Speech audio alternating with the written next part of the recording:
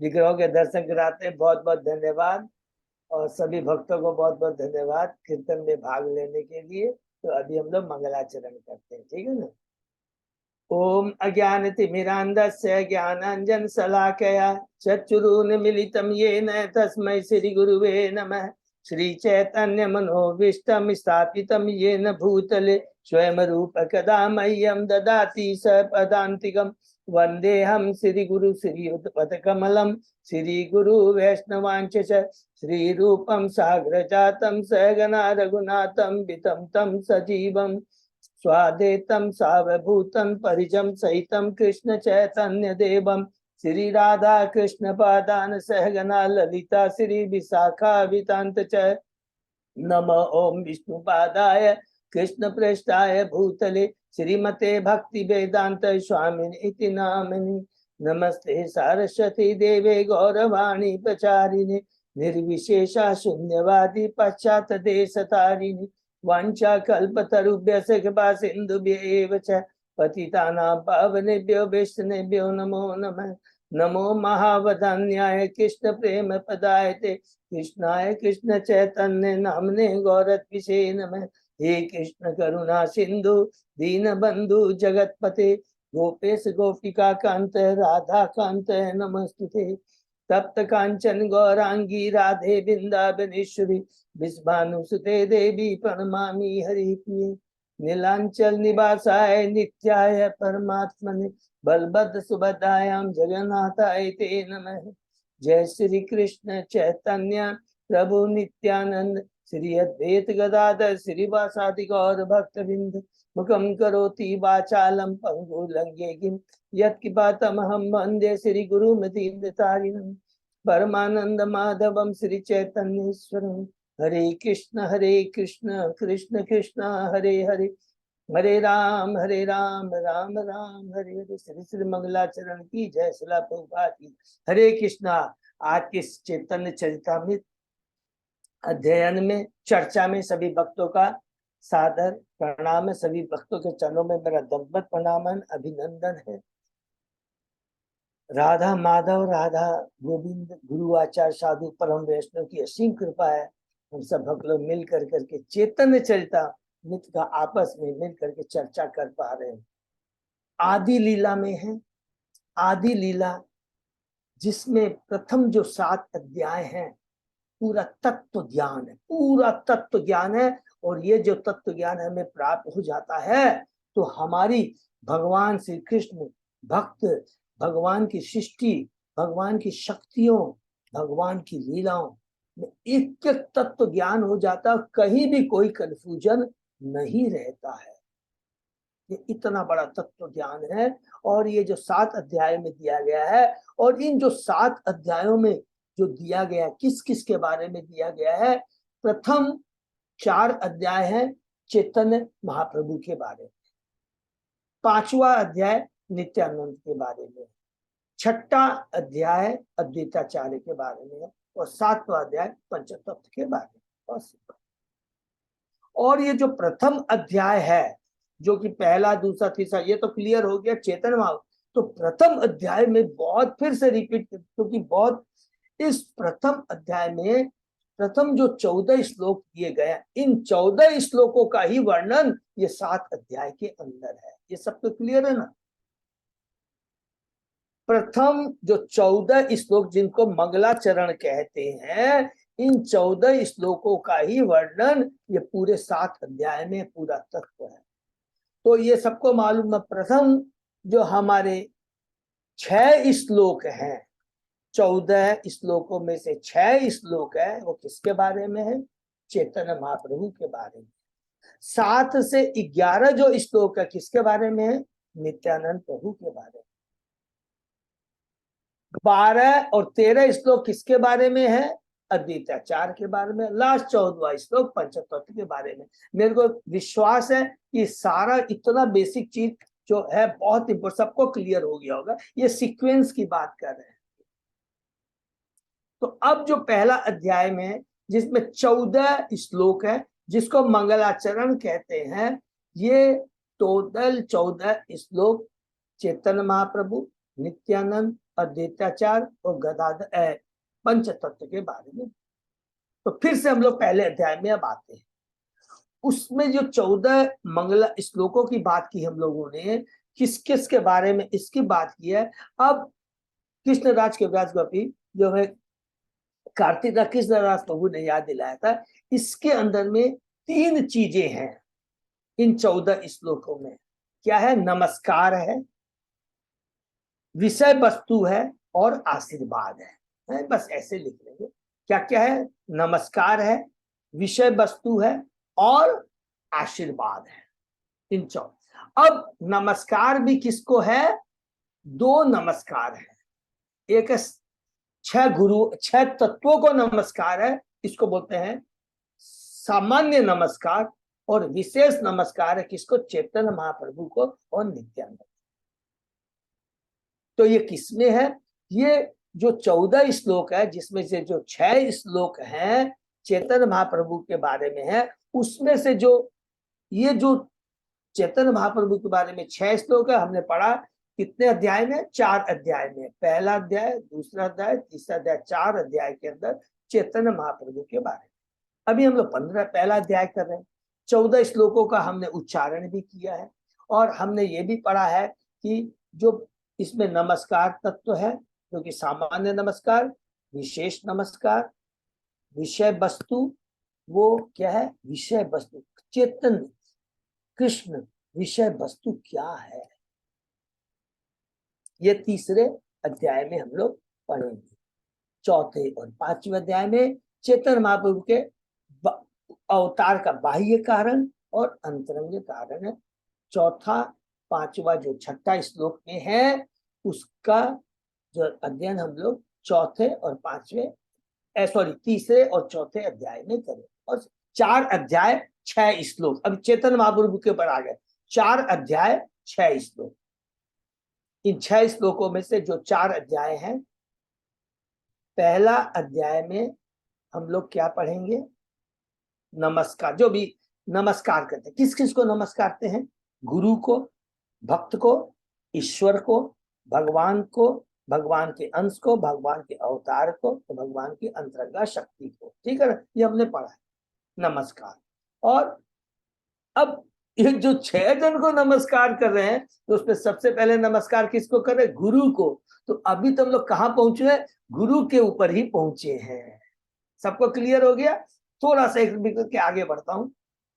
पहले अध्याय में 14 मंगलाचरण है, 14 श्लोक चैतन्य महाप्रभु, नित्यानंद प्रभु, अद्वैताचार्य प्रभु और पंचतत्व के बारे में।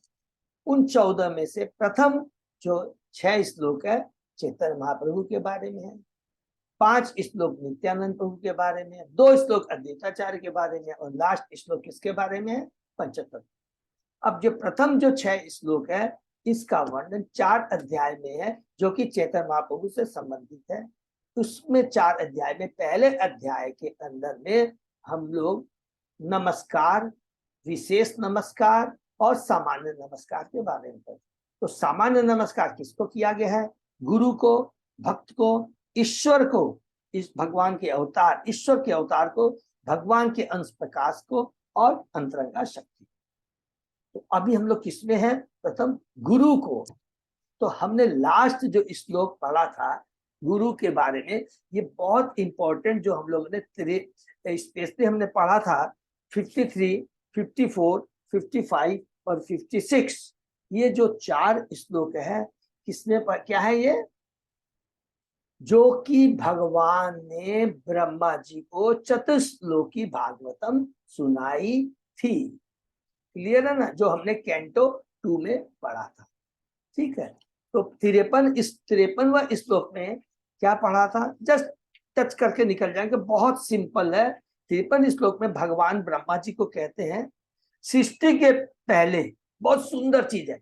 देखिए, भगवान तत्व को, कृष्ण तत्व को क्या बोलते हैं? भगवान के बारे में बताते हैं। ये भी तत्व भी है, और अध्याय 2 में भी डिटेल तत्व में मालूम पड़ेगा, क्योंकि भगवान स्वयं अपने बारे में बता रहे हैं।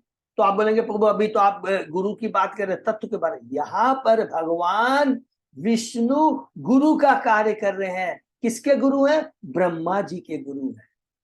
भगवान ने गुरु के रूप में ब्रह्मा जी को चतुश्लोकी भागवतम बताई थी। तो यहाँ पर कितना सुंदर चीज है कि कृष्ण तत्व के बारे में भी स्वयं भगवान बता रहे हैं, विष्णु तत्व के बारे में भगवान स्वयं बता रहे हैं, तो अपने तत्व के बारे में बता रहे हैं और गुरु का भी कार्य कर रहे हैं, क्योंकि गुरु शिष्य ब्रह्मा को बता रहे हैं। तो गुरु हो गए कृष्ण, विष्णु, और शिष्य कौन हो गए?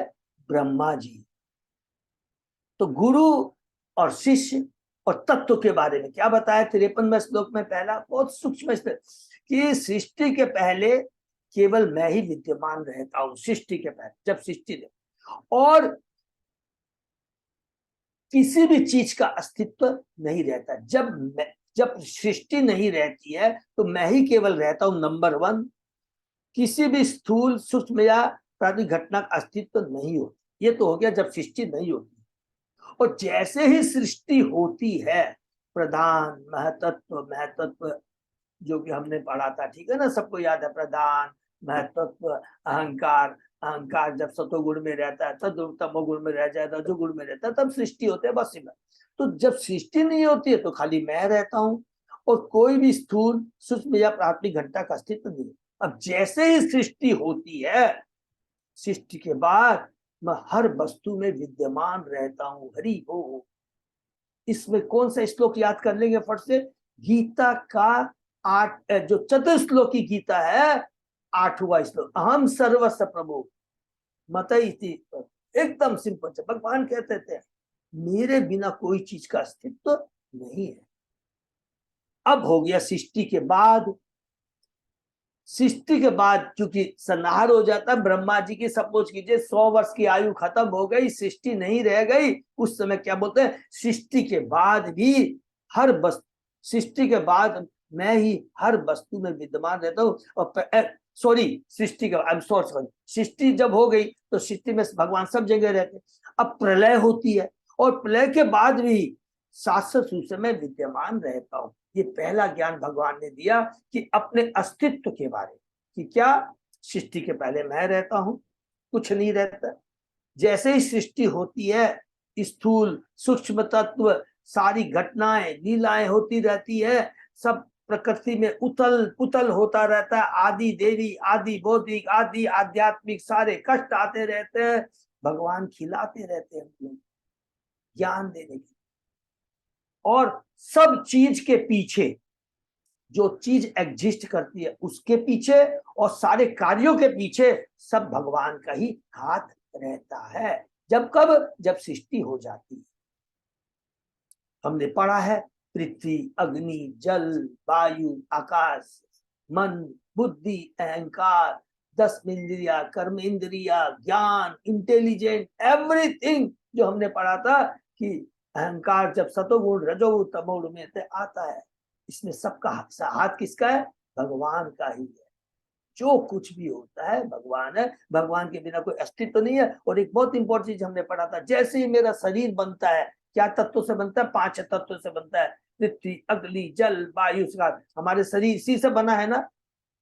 और ये सारी चीजें क्या है? कृष्ण है। और ये चीज हमारे शरीर के बाहर भी रहती है। कुछ भी देख लीजिए, हमारे हवा है, हमारे अंदर भी है, बाहर भी है। अग्नि हमारे अंदर भी है, बाहर भी है। वायु हमारे अंदर भी है, बाहर भी है। जल हमारे अंदर भी है, बाहर भी है। सब कुछ जो हमारा जिस तत्व से बना है वो बाहर भी है। ये भगवान पहला। दूसरा, भगवान ब्रह्मा जी को क्या बोलते हैं?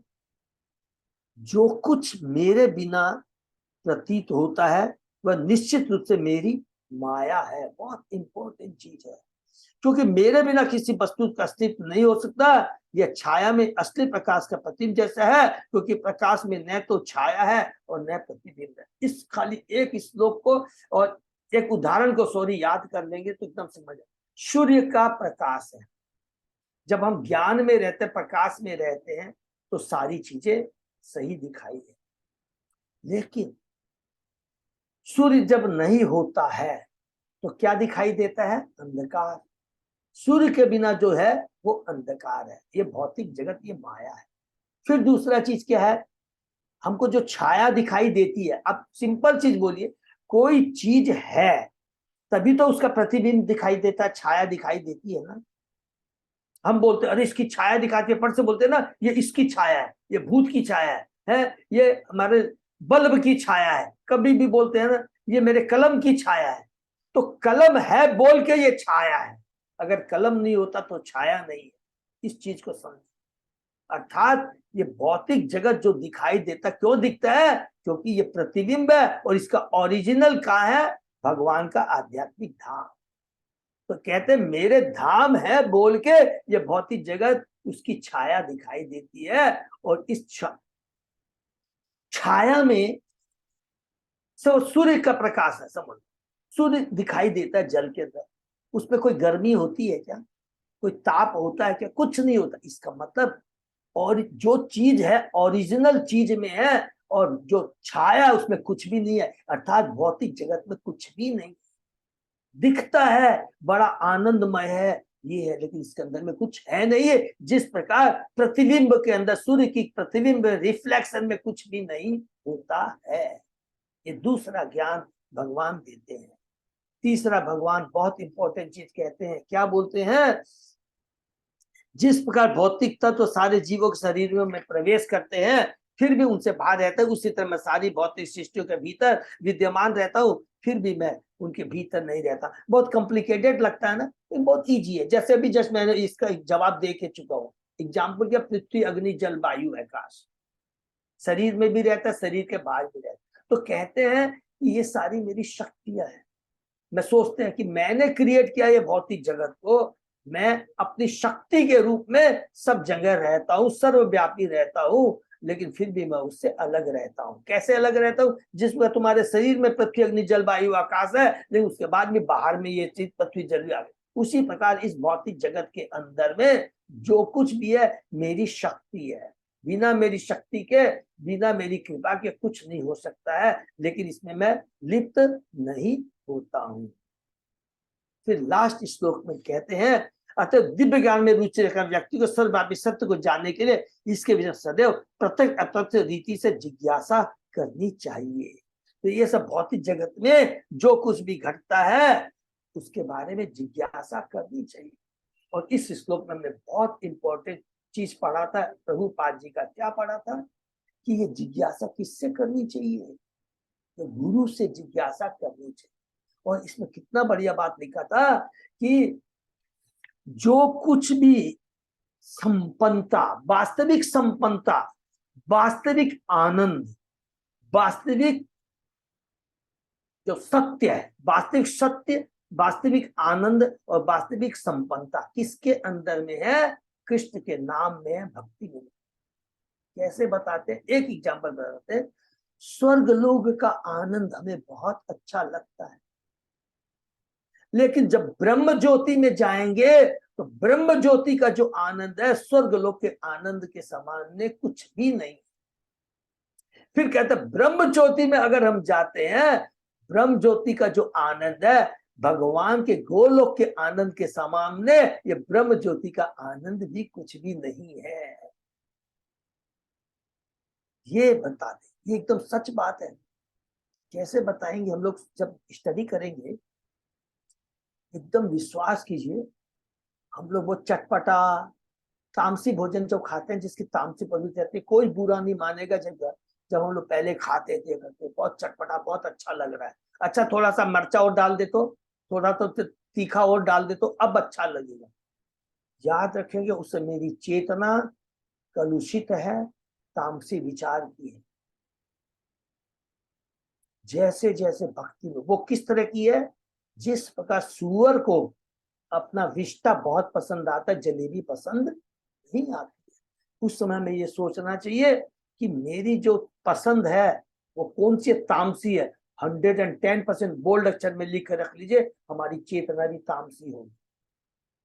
क्रोध आएगा, कभी कोई अच्छे कार्य करने की इच्छा नहीं होगी, भगवान के मंदिर में जाने की इच्छा नहीं होगी, तामसी लोगों से मिलने की इच्छा होगी। जैसे ही हमारी चेतना इंप्रूव होती है, हमारा टेस्ट में भी चेंज आने लगता है, तो तीखा पसंद नहीं आएगा।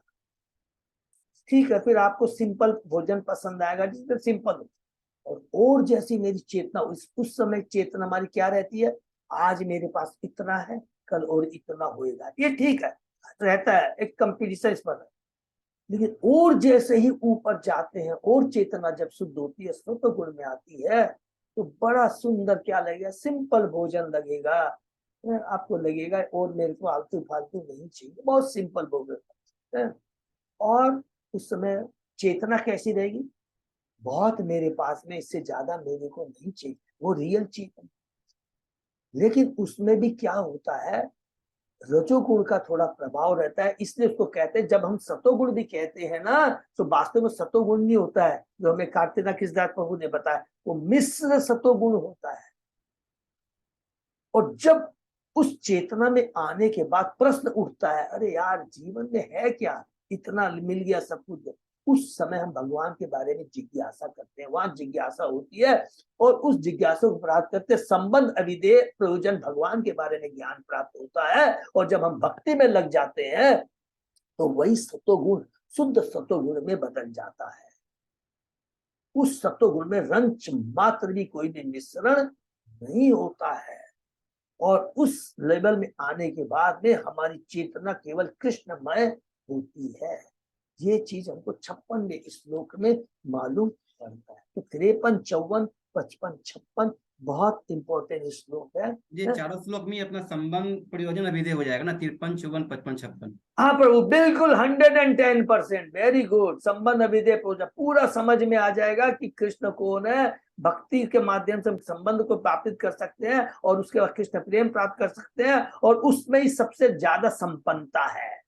संपन्नता मीन्स क्वालिटी, संपन्नता टॉप ग्रेड का, उसमें कोई भी मिश्रण नहीं रहता है।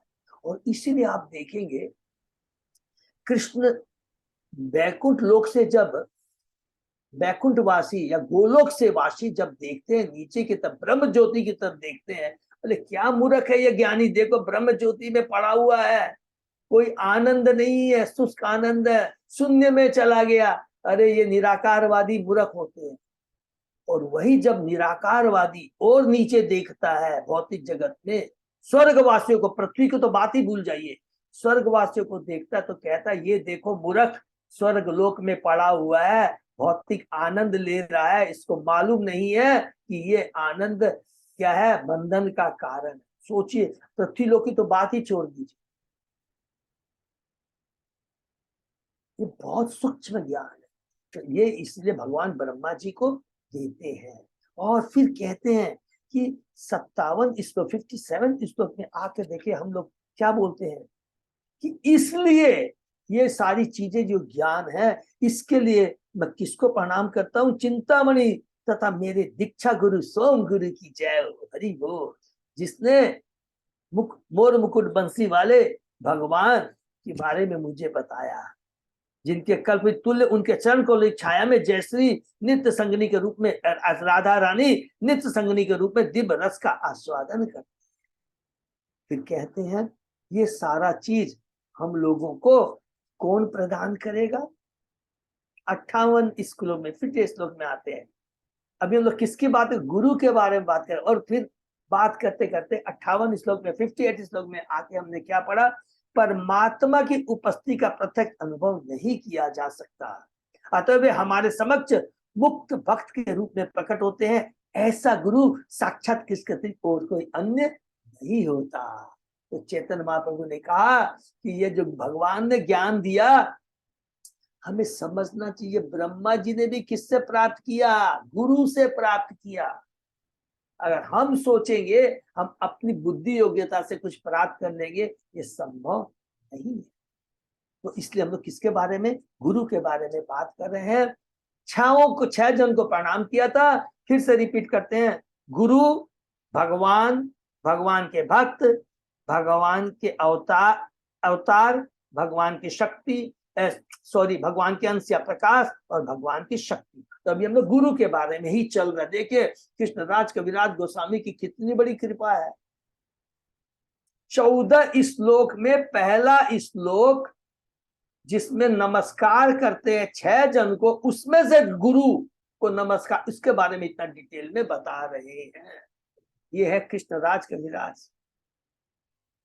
तो हम लोग आज श्लोक नंबर कहाँ तक, 57 तक किया था, 57 तक हमने किया था क्या, 58 तक, सॉरी ना, 59 स्टार्ट होगा प्रभु, 59 से स्टार्ट करते हैं, ठीक है। ओम नमो भगवते वासुदेवाय, ओम नमो भगवते वासुदेवाय, ओम नमो भगवते वासुदेवाय। श्लोक नंबर 59। ततो दुसंग उत्सृज्य सतशु सज्जेत बुद्धिमान, संत एव अस्य छिन्दन्ति मनोव्यासंगम उक्तिभी। बहुत इंपॉर्टेंट श्लोक है ये। जितना भी हम लोग पढ़े देखेंगे, जो भगवान उद्धव जी को जो उद्धव गीता बताते हैं, ये कौन सी है, उद्धव जी क्या कहते हैं, वो ज्ञान जो ब्रह्मा जी को भी भगवान ने चतुश्लोकी भागवतम के माध्यम से नहीं दिया, जो अपने हम पढ़ा था, वो ज्ञान मुझे भगवान ने स्वयं डायरेक्ट दिया था। तब उद्धव जी कहते हैं, तब मैं विदुर जी कहते हैं ना कि मुझे भी वो ज्ञान दीजिए। तब विदुर जी क्या बोलते हैं, मैं ये नहीं दे सकता, क्योंकि मुझे शिष्टाचार वैष्णव एथिक्स को फॉलो करना पड़ेगा। तो आप किसके पास चले जाओ, मैत्रेय मुनि के पास चले जाओ। और मैत्रेय मुनि के पास जाते हैं और वहां से शुरू होता है। और अभी हम लोग कैंटो 4 में पहुंच गए, सबको याद है, वो याद रख लेंगे। वही मैत्रेय मुनि अभी तक विदुर जी को बता रहे हैं, हमने सबके बारे में पढ़ लिया, ठीक है ना। हाँ, याद रखेंगे। देवहूति माता जी के बारे में, स्वयंभू मनु के बारे में, ध्रुव महाराज के बारे में, अंग महाराज के बारे में, पृथु महाराज के बारे में, सारा सीक्वेंस सबको मालूम है, एकदम लास्ट तक पहुंच जाएंगे हम लोग, ठीक है ना। तो हम लोग कहते हैं, अतः बुरी संगति से दूर रहकर केवल भक्तों का संग करना चाहिए। अपने अद्भुत उपदेशों से ऐसे संतजन उस ग्रंथि को काट सकते हैं जो व्यक्ति को भक्ति के प्रचुर कार्यों से जोड़ती है। अभी हम लोग ने चतुष कुमार क्या बोलते हैं, भक्ति करना है, लेकिन तुरंत जंप करते किस चीज में, भक्तों का संग, बुरी संगति से दूर रहना चाहिए। तुरंत बोलते हैं, कहीं भी देखिए कितना सुंदर लिखा है, भक्ति करना है, लेकिन उसके संग में परहेज भी बता दिया है। परहेज क्या है, शुद्ध भक्तों अभक्तों का संग नहीं करना है, वैष्णव के चरणों में अपराध नहीं करना है। ये 2 चीजें बहुत इंपॉर्टेंट है, याद है। वही चीज चैतन्य महाप्रभु भी बताएंगे आगे में, हम लोग जब पढ़ेंगे मध्य लीला में और अंत लीला में। यह श्लोक से भागवत का है, जिसे भगवान कृष्ण ने उद्धव से कहा था, और उद्धव गीता के नाम से जाने वाले श्लोकों के अंतर्गत आता है। इस वार्ता का संबंध उर्वा तथा स्वर्गलोक की अप्सरा उर्वशी से है। जब उर्वशी ने उर्वरा को त्याग दिया, कि वियोग के कारण उर्वा अत्यधिक दुखी रहने लगा और उसे उस शोक पर विजय प्राप्त करना सीखना पड़ा। ये चीज हम लोग मोस्ट प्रोबेबली जब कैंटो, याद नहीं आ रहा, 8 या 9 के अंदर जाएंगे तो पूरा ये पढ़े, कैंटो 8 या 9 में। Okay, thank you Prabhu, canto 9 में हम लोग पढ़े, ठीक है ना। कैंटो 8 में गजेंद्र मोक्ष ये सब, उसके बाद में और वो जो हम लोग पढ़ेंगे ना, मनु के बाद प्रत्येक एक मनु के काल में कौन भगवान होता है, कौन ब्रह्मर्षि होते हैं, कौन इंद्र होता है, ये सब चीज पढ़ेंगे। उसके बाद में प्रभु ने सही याद दिला दिया, उसके बाद में कैंटो 9 में हम लोग पढ़ेंगे, ठीक है। यह संकेत दिया गया कि दिव्य विज्ञान की शिक्षा प्राप्त करने के लिए यह अनिवार्य कि मनुष्य अवांछित व्यक्तियों की संगति से दूर रहे और सदैव ऐसे संत महात्मा का संग करे जो दिव्य ज्ञान की शिक्षा देने में समर्थ हो। देखिएगा, कभी कभी भगवान टेस्टिंग के लिए, कभी भी आपके पास में अभक्त का फोन आ जाएगा, कब आपके पास में 2 मन आएगा, यार इससे बात करूं या नहीं करूं, कभी आएगा। दृढ़ मजबूत होना चाहिए, घबराना नहीं है। अगर मालूम पड़े कि खाली प्रजल्प करेगा, इधर उधर की बातें करेगा, काल के हो परसों के हो, इस तरह की बातें करेगा, तुरंत दृढ़ रह करके कैंसिल, उठाना भी है तो बोलने कि आज थोड़ा मैं झूठा बोल में कि कोई फर्क नहीं पड़ता, कि आज मेरे को थोड़ा इंपॉर्टेंट, आज भक्तों के संग में मीटिंग है या मेरे को ये प्रोग्राम बहुत जरूरी है। माया हर समय हमें झटका देगी, हमेशा परीक्षा लेगी, ये याद है। अरे नहीं, ये तो बुरा मान जाएगा, नहीं, मेरी चेतना कितनी बार बार चतुष कुमार कह रहे हैं, भगवान स्वयं कह रहे हैं, चेतन कविराज के विराज गोस्वामी ये स्वयं बात कह रहे हैं, तो इससे बड़ी बात है क्या, डरना किस चीज का।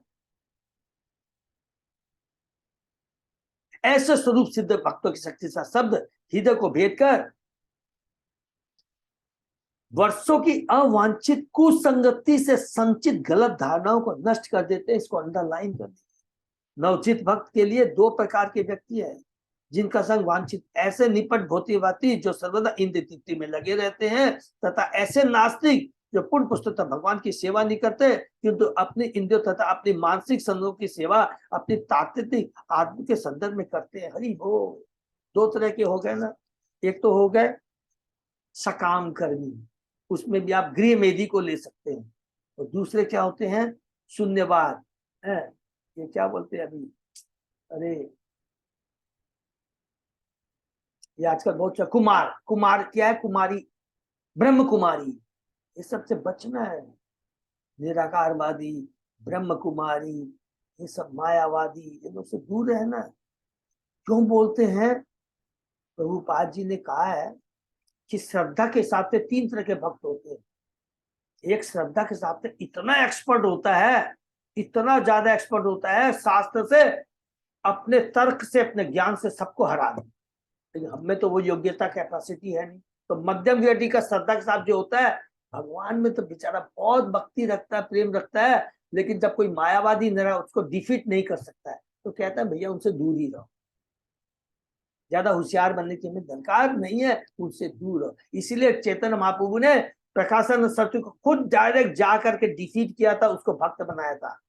हमको उस तरह का लेवल का अगर है तभी हम कर सकते, नहीं तो उनसे दूर रहना चाहिए। हम उस ग्रेड में आते हैं, इसलिए हमको उनसे दूर रहना चाहिए।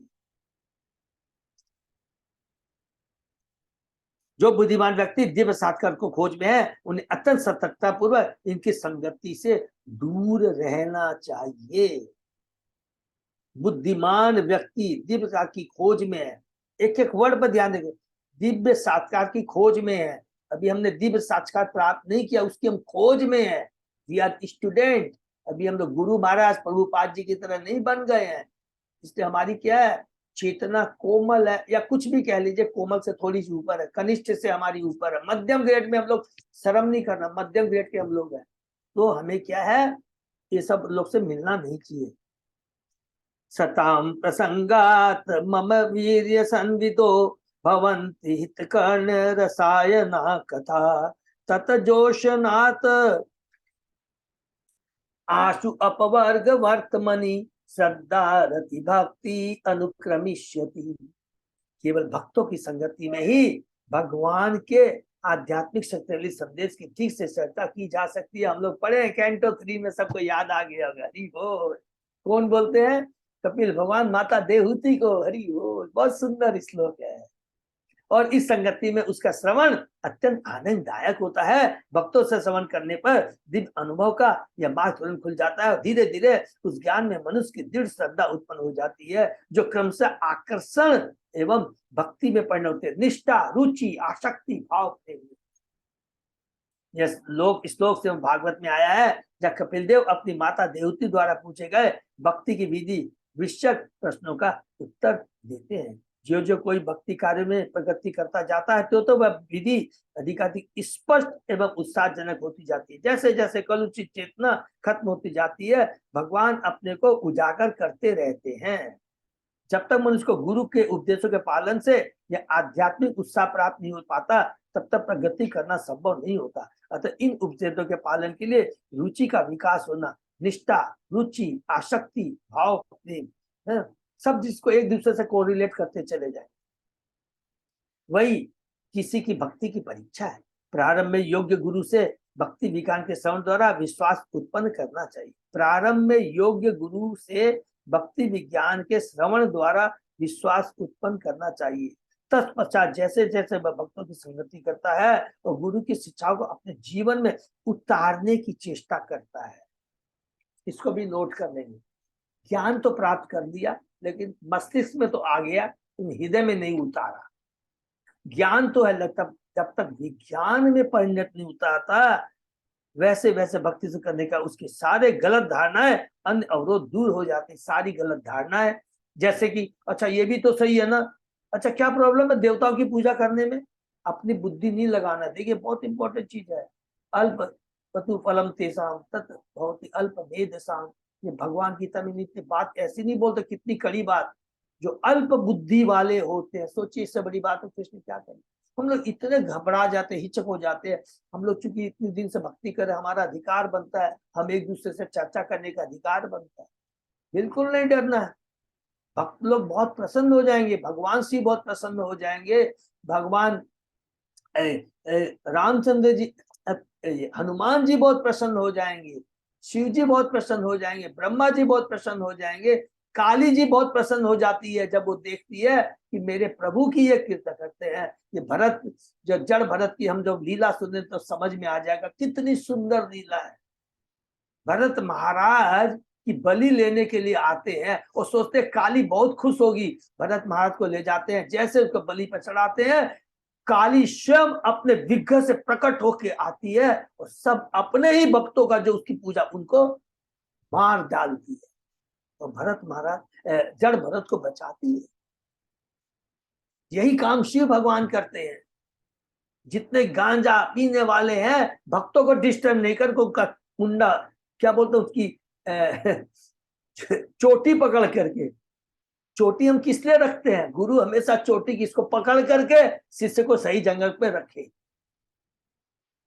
ये याद एक एक चीज का है, पकड़ के रखते हैं कि गांजा पीने वाला, अच्छा हाँ ओ मैं भी गांजा पीऊंगा, चलो तुम भी गांजा पियो। सिंह भगवान बेचारे इतने के पकड़ के रखते हैं जिससे भक्तों को वो लोग डिस्टर्ब नहीं कर सके। हम याद रखेंगे एक एक भक्त कितनी बड़ी बड़ी रेस्पॉन्सिबिलिटी लेते हैं। ये बहुत इंपॉर्टेंट ज्ञान है। वैसे वह भक्ति से करने का उसके सारी गलत धारणाएं एवं अन्य अवरोध दूर हो जाते हैं। जैसे जैसे वह भगवान के संदेशों को श्रवण करता रहता है वैसे वैसे भगवान की दिव्य सेवा के प्रति प्रबल अनुराग उत्पन्न होता है। और यदि वह इस प्रकार दृढ़ भाव में आगे बढ़ता है तो उसे निश्चित रूप से पूर्ण पुस्तक भगवान का राग स्वतः स्फुट प्रेम प्राप्त होता है। निष्ठा, रुचि, आसक्ति, भाव, प्रेम प्राप्त होता है। ये कृष्णदास कविराज गोस्वामी ये बताते हैं। ईश्वर स्वरूप भक्त तार अधिष्ठान, भक्त हृदय कृष्ण सतत विश्राम। हरि बोल। भगवान की प्रेमा भक्ति में निरंतर सर्व रहने वाला शुद्ध भक्त भगवान के समान ही होता है, जो सदैव उसके हृदय में आसीन रहते हैं। हरि बोल। जहां भगवान वही भक्त। कैसे हुआ?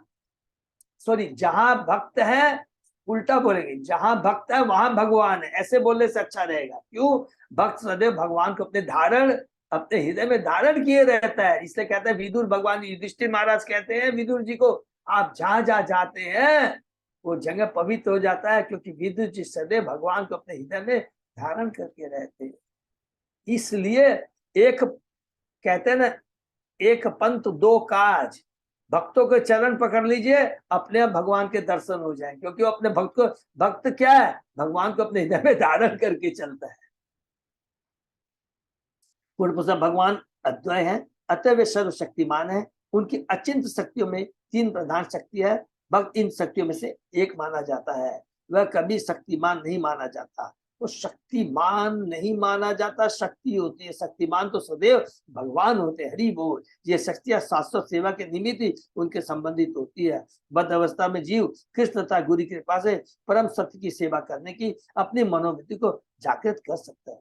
जब भगवान उसके हृदय में स्वयं को प्रकट करते हैं तो, और तब वह जान सकता है कि कृष्ण हर शुद्ध भक्त के हृदय में आसीन है।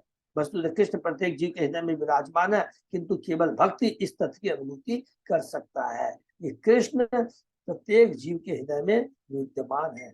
साधवो हृदय मह्यम साधु नाम हृदय तो हम मदन्यते न जानन्ति नाहम तेभ्यो मनागपि।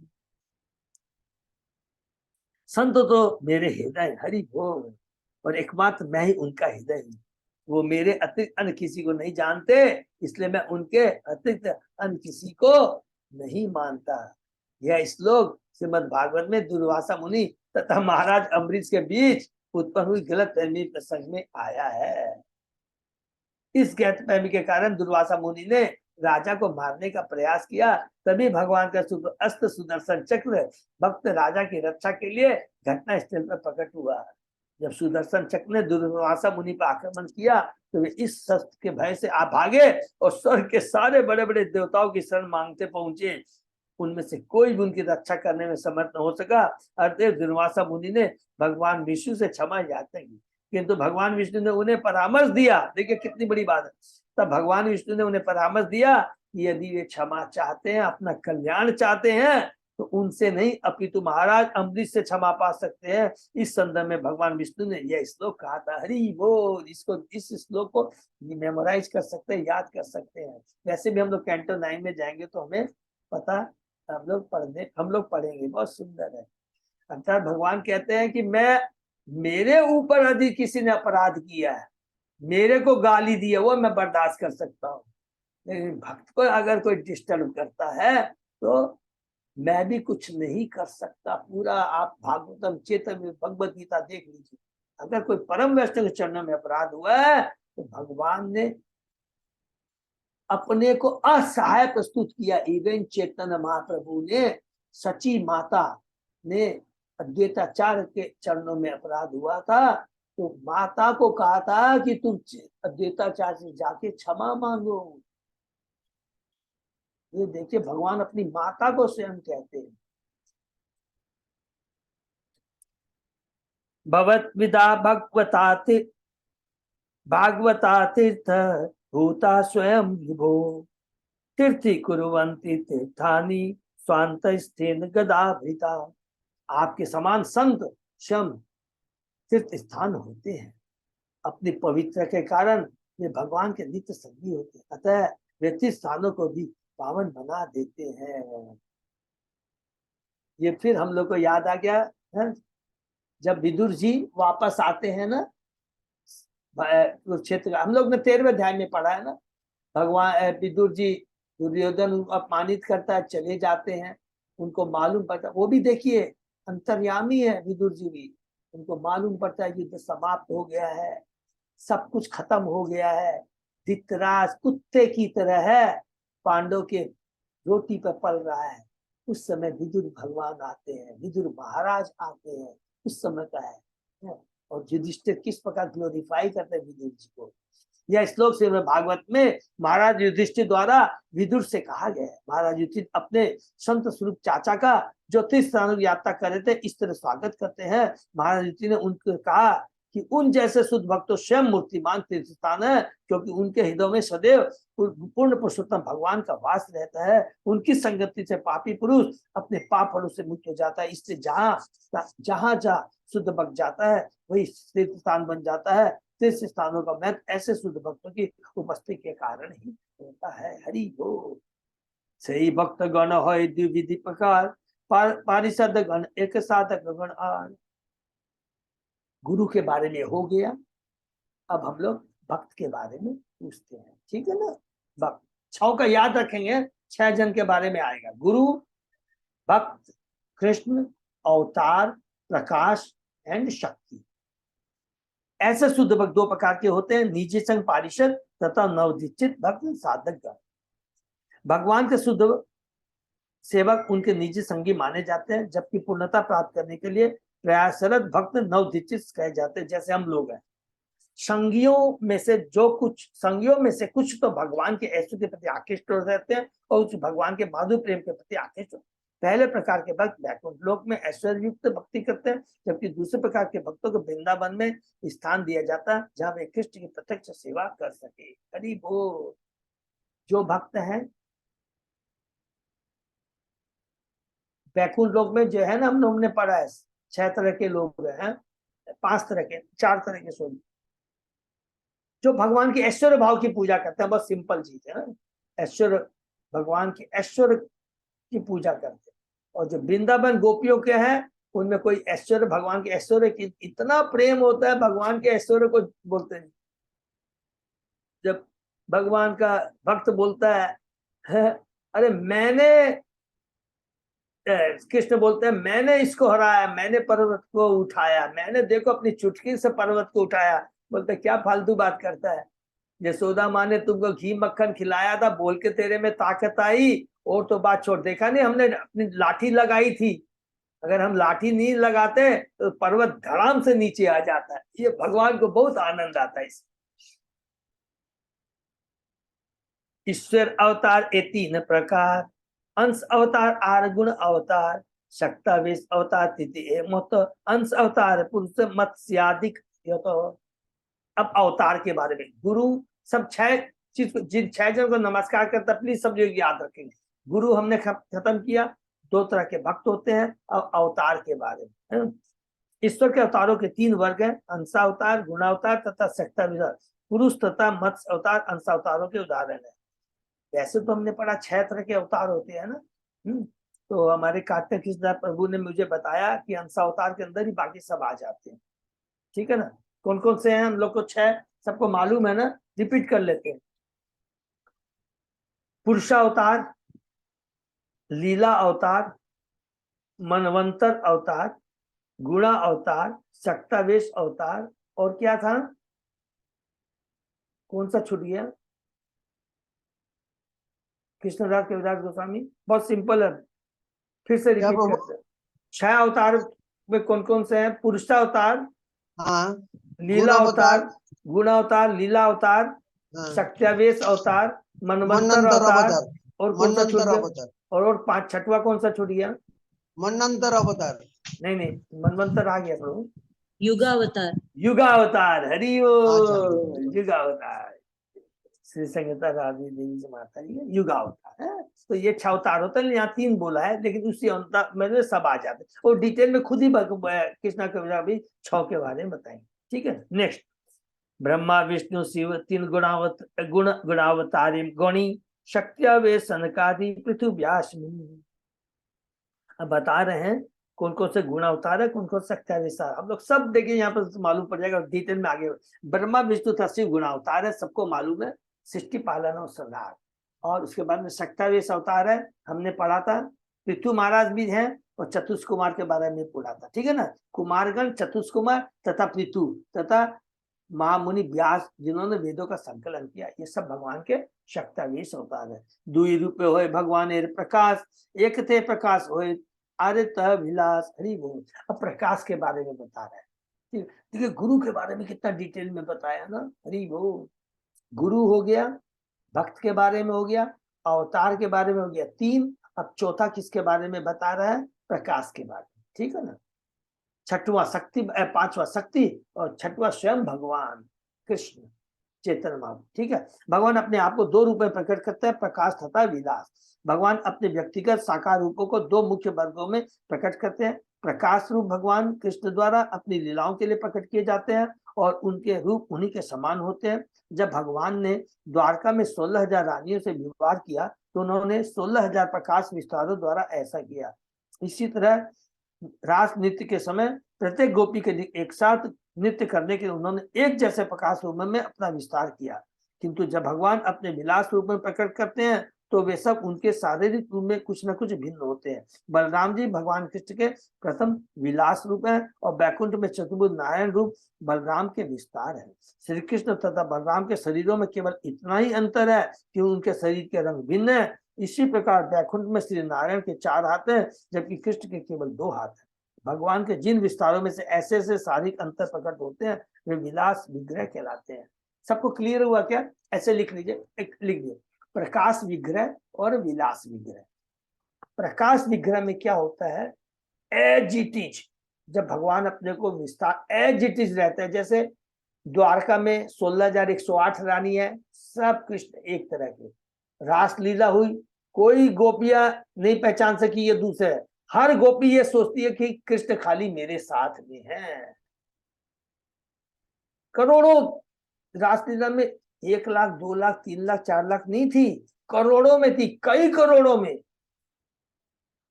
कितना बताते हैं? 365 करोड़ या कितनी गोपियां थी, उतने ही कृष्ण अपने को किए। एक तो ये हो गया। दूसरा विलास विग्रह, प्राभव और वैभव। अभी कंफ्यूज हो जाएंगे, अपनी नहीं बात करेंगे। हो गया प्रकाश विग्रह और विलास विग्रह किसको बोलते हैं? जिसमें भगवान का थोड़ा सा चेंज रहता है। जैसे यहाँ बताया बलराम, इसलिए देखिए बलराम को ना, बलराम शक्ति नहीं है। कई बार लोग बोलते हैं बलराम शक्ति, याद रखें पाप हो जाएगा। स्वयं कृष्ण है वो। और हमने पढ़ा बलराम की पोजीशन, बलराम से चतुर्भुज, फिर प्रथम चतुर्भुज में हमने पढ़ा है संकर्षण, मूल संकर्षण से महासंकर्षण, याद है ना सब लोग को, सब याद रखेंगे। महासंकर्षण से भी पुरुषावतार कानोद, ये सब आते हैं। इसमें बलराम जी स्वयं कृष्ण है, उनके प्रकाश है, ये याद रखेंगे। आगे बढ़ते हैं तो बलराम भी विकास में आएगा प्रभु, अब हाँ, विलास में आएगा। विलास में आएगा, यस, क्योंकि वो कृष्ण कलर के अलग है, कलर अलग है, कलर अलग। कलर अलग है। उनका गोरा है, कृष्ण का काला है, श्याम वर्ण है, काला नहीं बोलेंगे, श्याम वर्ण है। हरि बोल, ठीक है ना। नेक्स्ट, एक ही विग्रह यदि होय बहुरूप, आकारे भेद नाही एक ही स्वरूप, महेश विवाह जेते जेते कल राशो, यह के कोई ये कृष्ण मुख्य प्रकाश। हरि बोल। जब भगवान स्वयं को अनेक रूपों में विस्तारित करते हैं, जो अपने अपने अनुरूपों में अभिन्न होते हैं, जैसे भगवान कृष्ण 16,000 रानियों के साथ विवाह करते समय तथा रास नृत्य करते समय किया था, तब भगवान ने ऐसे रूप मुख्य प्रकाश विग्रह कहलाते हैं, मतलब एक ही तरह का, और जो अलग होते हैं उसे विलास विग्रह। तो मेरे ख्याल सबको समझ में आ गया, प्रकाश विग्रह, विलास विग्रह। प्रकाश में कितना एक्सपांशन है, सब एक ही तरह के रहेंगे, और विलास विग्रह में वो अलग अलग है। क्या क्या हमको बताया, बलराम जी हो गए चतुर्व्यूह, नारायण और चतुर्व्यूह, ये सब क्या हो गए, विलास विग्रह हो गए। नेक्स्ट, चित्रम वत एतत्, चित ऐसे पढ़ते हैं, चित्रम वत एतत् एकेन वपुषा युगपत पृथक, गृहेषु द्विअष्ट शास्त्रम स्त्रिय एक उदावहत। ये अद्भुत लगता है कि अद्वैत श्री कृष्ण ने 16,000 रानियों से उनके अपने अपने घरों में विवाह करने के लिए अपने आप को 16,000 एक समान रूपों में विस्तारित कर दिया। हरि बोल। ये 10वें कैंटो में जब द्वारका में इसके वर्णन है, द्वारका में है, यह श्लोक श्रीमद् भागवत कैंटो 10 अध्याय 69 2 का है। रासोत्सव संप्रवृत्तो गोपी मंडल मंडितः, ईश्वरेण कृष्णेन तासाम मध्ये द्वयो द्वयो। जब गोपियों के समूह से घिरकर भगवान कृष्ण ने रास नृत्य का उत्सव प्रारंभ किया, तो समस्त योग शक्तियों के स्वामी ने अपने आप को प्रत्येक दो गोपियों के बीच में स्थापित किया। हरि बोल। यह श्लोक भी श्रीमद् भागवत से लिया गया है। तो जैसे हम लोग कैंटो 10 में प्रवेश करेंगे, हमारी चेतना, जहाँ पर लिखा प्रभुपाद जी ने कहा था, देखिएगा कृष्णमय हो जाएगी धीरे धीरे। इसलिए हमको कभी भी कैंटो 10 में जंप नहीं करना चाहिए। अरे यार, ये कोई समझ में आता है? जैसे नया को आप बोल दीजिए कैंटो 10 में घुसा के पढ़ाना शुरू कर दीजिए, अरे यार ये पॉसिबल थोड़ी है। ये सब तो ऐसे भी काल्पनिक बातें हैं। इस तरह की सोच होगी, सोचिए कितना बड़ा पाप है। लेकिन हम लोग भी क्या है, धीरे धीरे पढ़ते आएंगे। जैसे जैसे भक्ति के बारे में पढ़ रहे हैं, सारे योग, कर्म योग, ज्ञान योग, ध्यान में, भक्ति में पढ़ेंगे, तो हमारा पूरा विश्वास, श्रद्धा, रुचि, आसक्ति कृष्ण में हो जाएगी। कोई भी डाउट नहीं रह जाएगा, कृष्ण कुछ भी कर सकते हैं।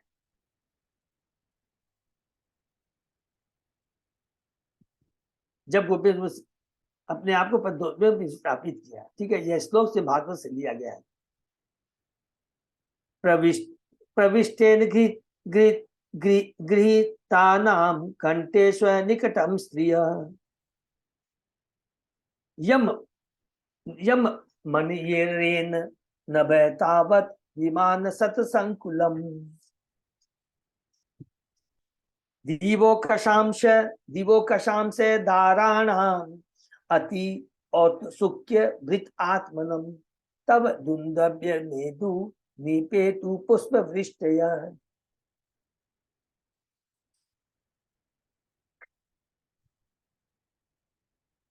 इस प्रकार जब गोपियां तथा कृष्ण परस्पर मिल गए, तो हर गोपी ने यही सोचा, बहुत देखिए जो हम लोग डिस्कस किए, कि कृष्ण केवल उनका ही प्रकार आलिंगन कर रहे हैं। भगवान की इस अद्भुत लीला को देखने के लिए स्वर्ग के देवता तथा उनकी पत्नियां, जो कि रास नृत्य देखने अति उत्सुक थे, अपने सैकड़ों विमानों आकाश में उड़ने लगे। उन्होंने फूलों की वर्षा की और मधुर ताल से धुंदबिया बजाने लगी। हरे कृष्णा। तो हम लोग यहीं पर विराम देते हैं। बहुत सुंदर है। कि हम लोग ने गुरु के बारे में, भक्त के बारे में पढ़ा, अवतार के बारे में पढ़ा, प्रकाश के बारे में। चौथे पे हम लोग आ गए हैं। क्या है, हम लोग ने 6 जन को नमस्कार किया था, गुरु को, भक्त को, ईश्वर को, भगवान के अवतार को, भगवान के प्रकाश को और उनकी अंतरंगा शक्ति को। ठीक है ना। तो अब लोग फिर इसके बाद में हम लोग अंतरंगा शक्ति में पहुंच जाएंगे। और अभी हम लोग प्रकाश में आए। 2 तरह के प्रकाश, प्रकाश विग्रह, विलास विग्रह। प्रकाश में कृष्ण अपने को विस्तारित करते, सब एक ही तरह के होते हैं। विलास विग्रह में रंग रूप, जैसे कार्तिक सिद्धार्थ ने बताया, वो अलग अलग होता है। उदाहरण है बलराम जी। हरे कृष्णा। किसी का कोई प्रश्न है तो हम लोग नहीं, तो बहुत धीरे धीरे चलेंगे और बहुत तत्व ज्ञान है। और मेरे ख्याल से किसी भी भक्त को कोई कंफ्यूजन तो नहीं होना चाहिए। हम लोग बहुत एक ही चीज को कई बार रिपीट करते हुए जा रहे हैं। अजय पदा प्रभु यहीं पे विराम देते हैं। कोई भी के और कोई भी अनाउंसमेंट तो वैसे हो ही है। खाली बस वही मेरे को रिक्वेस्ट है कि सब लोग फॉर्म जरूर मेरे को, आज शुक्रवार है तो आज ही दे देंगे तो अच्छा रहेगा। जस्ट व्हाट्सअप कर देंगे सब लोग अपना, या फिजिकल दे देंगे तो बहुत अच्छा है, सबसे बढ़िया रहेगा। या ये फिर व्हाट्सअप कर देंगे। एक ग्रुप के लीडर हैं, तो क्या होगा, मैं फटक से लूंगा और सीधा पालक पार्थो प्रभु के पास भिजवा दूंगा। ठीक है ना। हरे कृष्ण। यहीं पे विराम देते हैं। हरे कृष्ण। से भक्त हरे बहुत बहुत धन्यवाद। फिर आज के सेशन ये विराम देते हैं, फिर अगले सप्ताह। दंडवत प्रणाम।